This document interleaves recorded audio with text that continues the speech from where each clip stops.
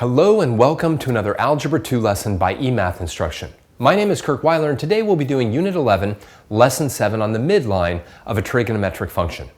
Now it is really critical that before you take a look at today's lesson, you've looked at lesson number 6 from our basic graphs of sine and cosine, because we're going to build off of that today as we vertically shift our sine and cosine functions. So let's jump into them right now. Here we go. Vertically shifting trig functions. Basic graphs of sine and cosine rise and fall the same distance, known as the amplitude, above and below the x-axis. In this lesson, we will see how to vertically shift these functions so that they rise and fall above other horizontal lines. These horizontal lines are known as the midline of the trigonometric function. Right? And you can kind of think about this. Imagine that you went to the ocean, right?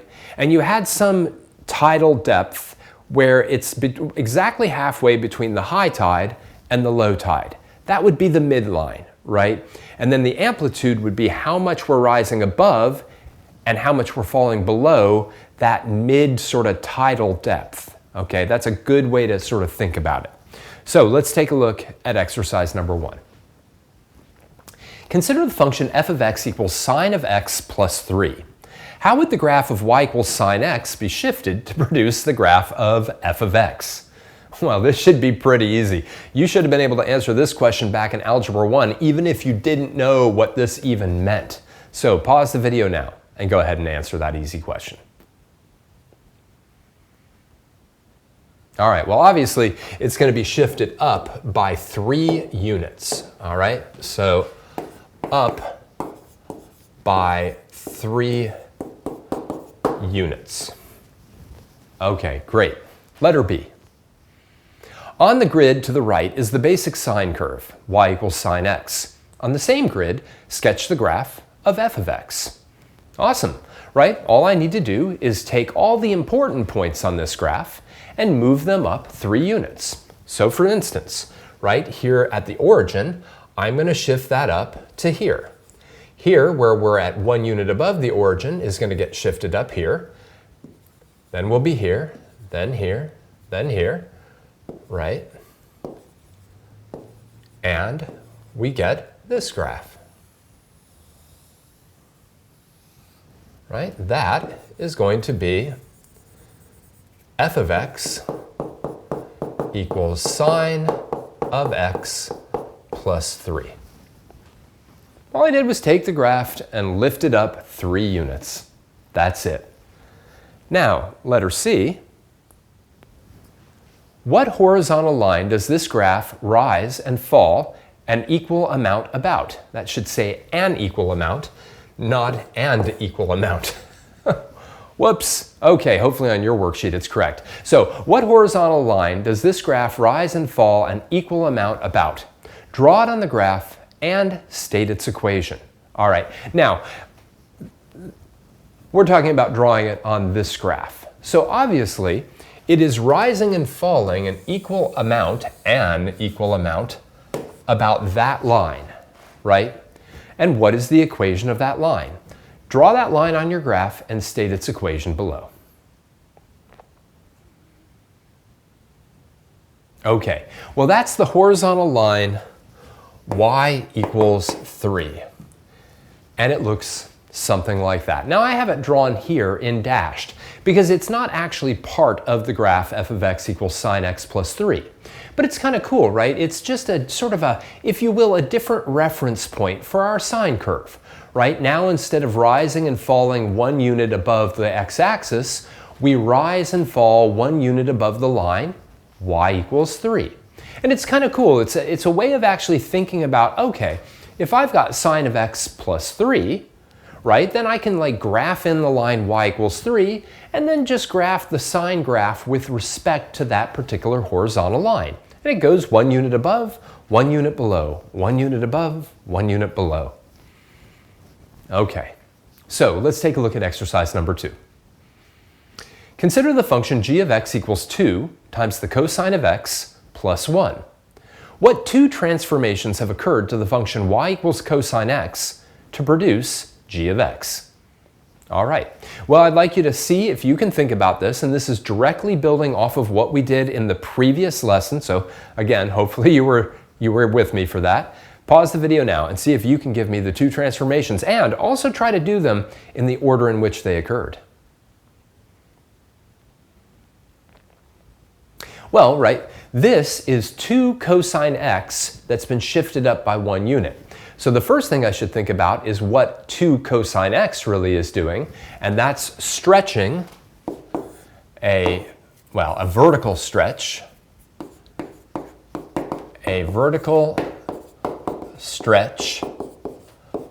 by a factor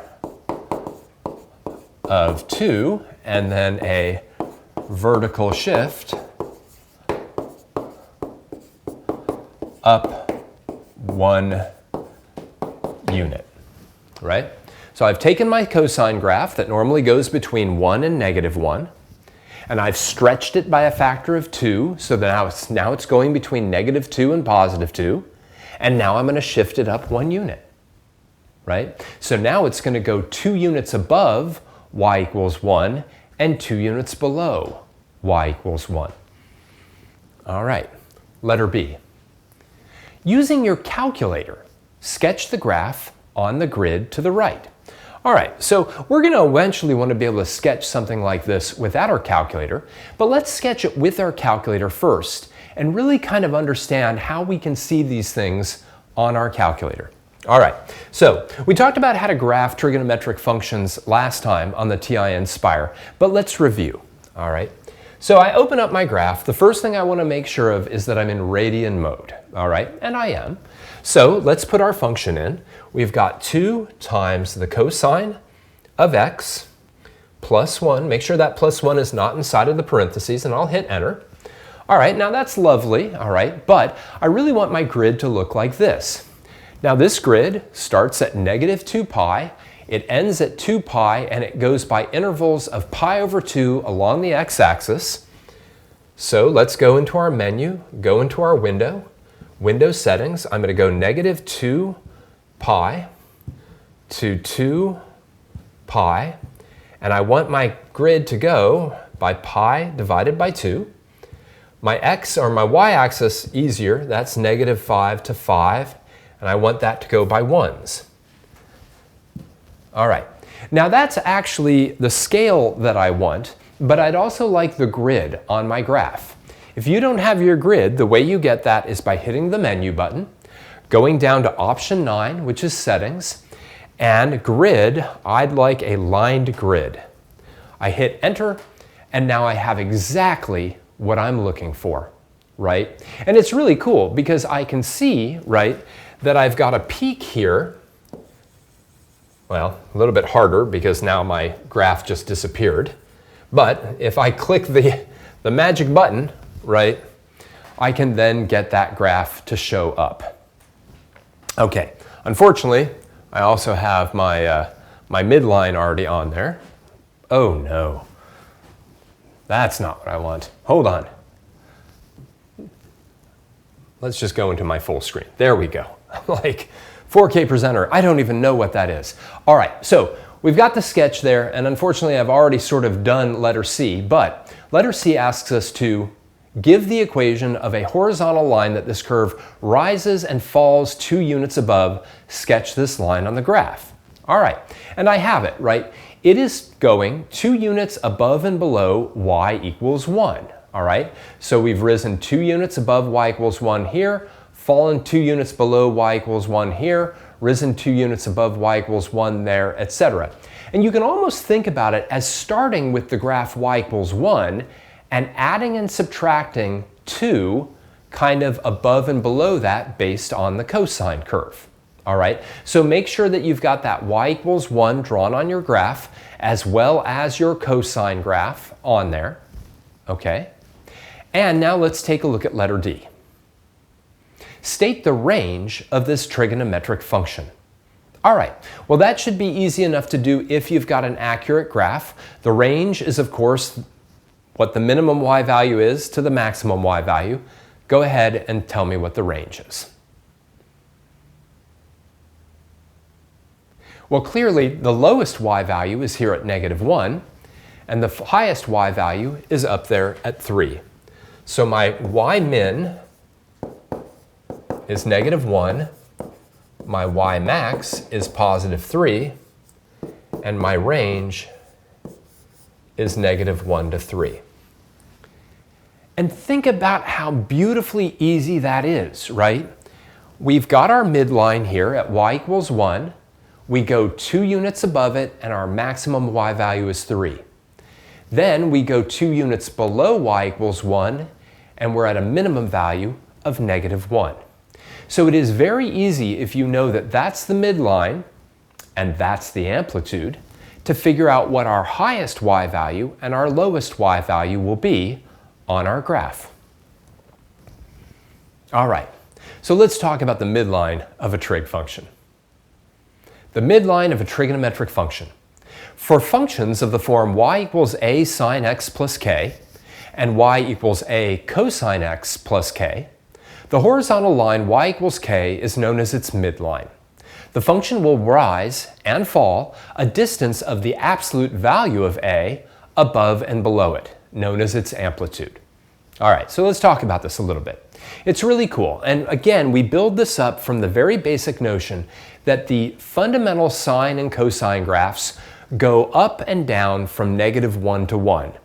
As soon as we multiply them by a, they go up and down between -a and a. Or better yet, they rise by a distance of absolute value of a, and they fall by a distance of absolute value of a.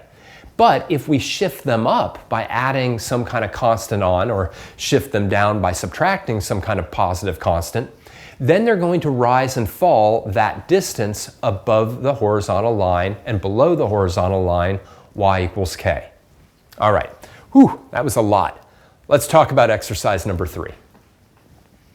Sketch and label the functions y = 4 sine x minus 2 and y = -2 cosine x plus 3 on the grid below. Try them first without your calculator and then use it to help or verify your graphs. Then state the ranges of each of the equations in interval notation. All right, so let's talk about how we can think about y = 4 sine x minus 2.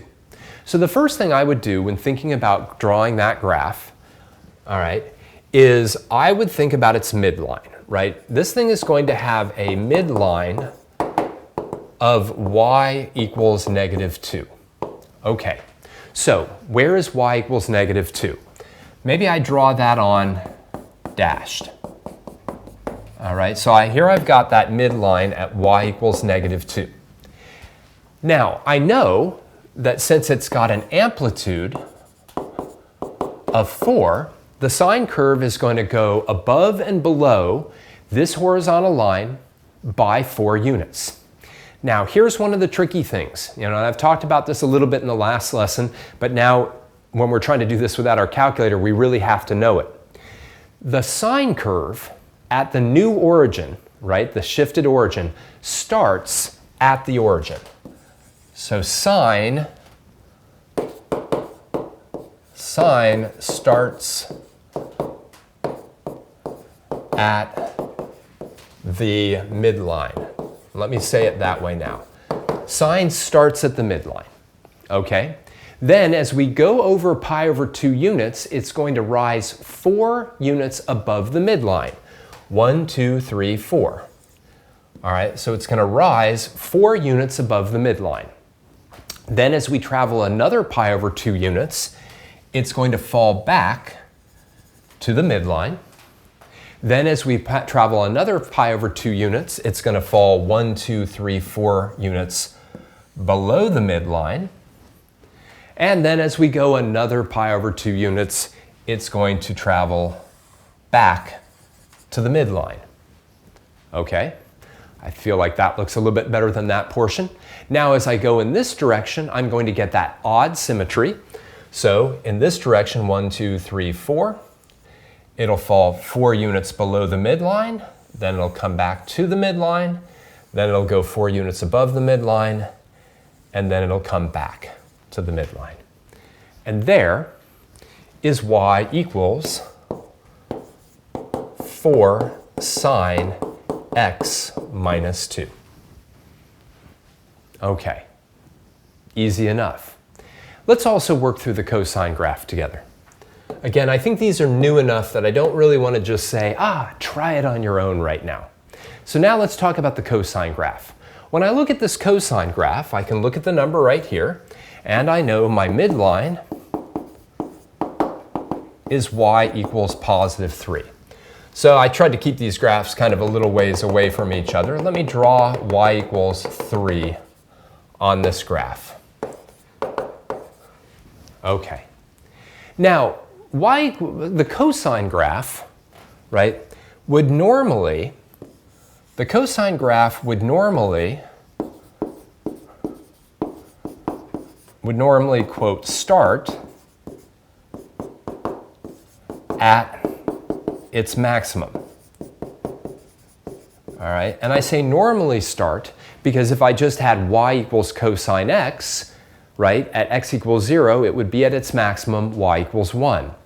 But because we've got a negative attached to that 2, it's actually going to start at its minimum, right? Because of that negative right there, it's going to now start at its minimum, which means it will start 2 units below the midline. Okay? And then when we go to pi over 2, it will rise to its midline. Then when we go to pi, it will rise 2 units above its midline. Then when we go back to 3 pi over 2, it will be back to its midline. And at 2 pi, it will be back down to its minimum. Trigonometric graphs come in quarters. You'll hear me say that a lot, right? You'll hear me say, okay, we're at the midline, we're back to the maximum, we're back to the midline, now we're at the min, now we're back up to the midline, etc. And again, we can reverse this trend. Going in this direction, we're going to be back to the midline, then back to the maximum, back to the midline, and back to the minimum. And that will be y equals negative 2 cosine x plus 3. And let's actually take a look at those two graphs in the graphing calculator. This should be easy enough, assuming nothing crazy is going on here. Let's just go full screen. Awesome. This is this one. Somehow I'm in a completely different one now. Here we go. And let's, how do I close this? Nope. Okay. It's behind your little pointer out there. Yeah. Oh, anyway. That's 4K presenter. Yeah, I know it's 4K presenter. I'm trying to get out of it. View. I just don't want 4K presenter anymore. I can't do it. Okay. Anyway, that's all right. We're okay. Let me just go into the calculator. There it is. Okay. I've just got two presentations open right now. So what we want to do is we want to just verify these two graphs on the graphing calculator. Clearly, I have not used this program 2,000 times at this point. Anyway, let's do it. So I'm going to go into my menu, all right, go into Graph Entry Edit, Function, and I'm going to actually go up and I want to just erase this. And what I'd like, and what I'd like is 4 times sine of x and minus 2. Okay, that's that one. And then I want negative 2 times cosine of x, and I believe that's plus 3.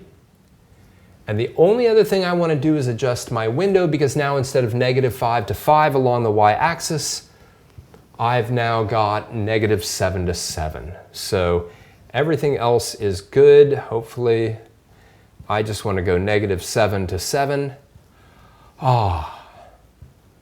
And now I've got my graphs. All right. And again, what we're seeing is we're seeing that cosine graph here that's got an amplitude of 2, but is going up and down across the horizontal line, y equals 3. And here we've got that sine graph that's got an amplitude of, I guess, 4, right? And it's going up and down across the horizontal line, y equals negative 2. All right. Wow. This is fun. This is a fun presentation. It was not supposed to be this rough. All right. So, we never talked about the range on that last problem. Let's go back to it real quick. All right. Because notice it said, state the range of each of these in interval notation as if this slide isn't busy enough, right? Well, for the range of y equals 4 sine x, we can see it's got a minimum of -6 and it's got a maximum of +2. So its range, let's do it in blue just to keep our colors consistent, right? The range, it's good. This is what teaching is supposed to be, -6 to +2, right? And for our second curve, we'd like it to be more smooth. For our second curve, the range, I'll put it down here, will be a lowest value of 1 and a highest value of 5. Again, the beautiful thing, it's so easy to predict the range if you know the midline and the amplitude. Again, consider this particular function, right? We have a midline of -2. If we go 4 units above -2, we have a maximum value of 2. If we go 4 units below -2, we have a minimum value of -6. Likewise on this one, if we start at a y value of 3 and we go 2 units above it, we're up to a y value of 5. And if we start at a y value of 3 and we go 2 units below it, we have a y value of 1. Now remember, the amplitude is the absolute value of that number. The only effect that the negative has is to take the cosine curve and flip it across the midline so it starts at a minimum instead of a maximum. All right, let's take a look at the next slide. Whew. The range based on midline and amplitude. The range of a transformed function, as we just talked about, can always be found if the midline and the amplitude are known. And it's really a piece of cake. Let's take a look at exercise number 4. Determine the range of each of the following trigonometric functions. Express your answer in interval notation. All right, this is cool, right? So on our first problem, we've got y equals 7 times the sine of x plus 4, right? So our midline is y equals 4, and our amplitude is equal to 7.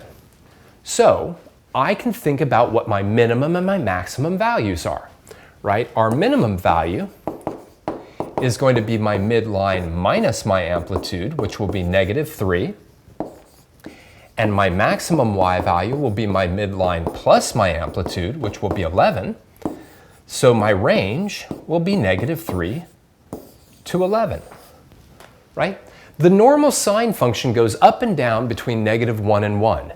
But as soon as we've got a 7 multiplying, now it's going to go above and below the midline by 7 units. And if the midline's at 4, then it's going to go above the 4 by 7 units to hit 11. And it's going to go below the 4 by 7 units to hit -3. Why don't you see if you can figure out the range for the functions in B and C? All right, well, here we go. Now again, in letter B, that -5 is no big deal, right? Our midline, again, is y equals 2, and our amplitude is equal to 5, not -5, but 5. Okay, that negative would just do a reflection, but that doesn't have any effect on our range calculation. Therefore, our minimum is going to be 2 minus 5, which again is -3. Because I like -3 as a minimum, and then my maximum is going to be 2 plus 5, which is 7. And therefore my range is -3 to 7. Okay? Now letter C, we have slightly bigger numbers, but that's completely okay. In this case, my midline is y equals 35. My amplitude is 25. So my y minimum is going to be 35 minus 25, which is 10, and my y maximum is going to be 35 plus 25, which is 60. So my range is going to be 10 to 60.